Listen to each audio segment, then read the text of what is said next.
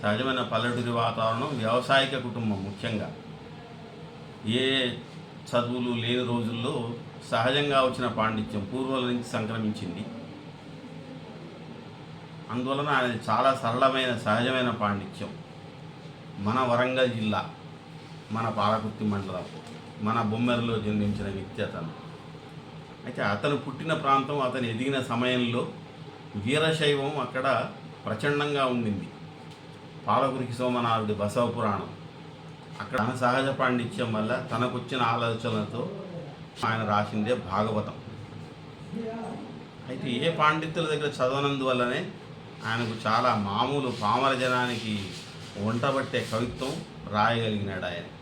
మళ్ళీ ఆ భాగవతంలో పామర జనానికి అర్థమయ్యే రీతిలో అతని కవిత్వం చాలా సుహృద్భావంగా మంచి వాసనతో ఉండింది.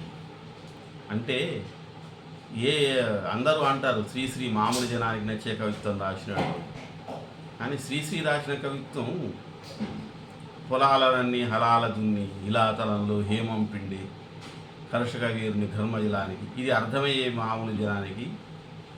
ఇది అర్థమవ్వడం కంటే పోతన రాసిన ఓయమ్మ నీ కుమారుడు మా ఇండ్లను పాలు పెరుగు మన నీడమ్మ పోయేదమెక్కడికైనను మా అన్నల సురపులాన, అంటే జనానికి అర్థమయ్యే రీతిలో పదం ఉండాలి అనేది అక్కడ ఉద్దేశం.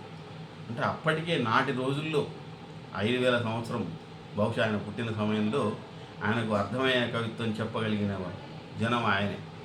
మందార మకరంద మాధుర్యమున తీరు మధుపంబు బోగునే మదనములకు, చాలా సులభమైన శైలి, మామూలు జనానికి అర్థమయ్యేది. అందుకని ఒక విధంగా ఆయన శాంతికి ఉపయోగించినవాడు, శాంతి దృక్పథంతో రాసినాడు. ఇందులో ఎటువంటి యుద్ధాలు ఉండదు, ఎటువంటి కోపాలు ఉండదు, ఎంతసేపు కరుణరసం భక్తి రసమే. భాగవతంలో భగవంతుడి సృజన, భగవంతుడి దయ, భగవంతుడి కోసం పాకులాడడం, ఆ గజేంద్ర మోక్షం, అట్లాగే శ్రీకృష్ణ లీలలు, వామనావతార ఘట్టం, ఏది చదివినా అందులో మనం మునిగిపోతాం. దానివల్ల మెదడు, మన ప్రశాంతత చాలా హాయిగా ఉంటుంది, మనసు కూడా నిద్రపట్టే పరిస్థితి.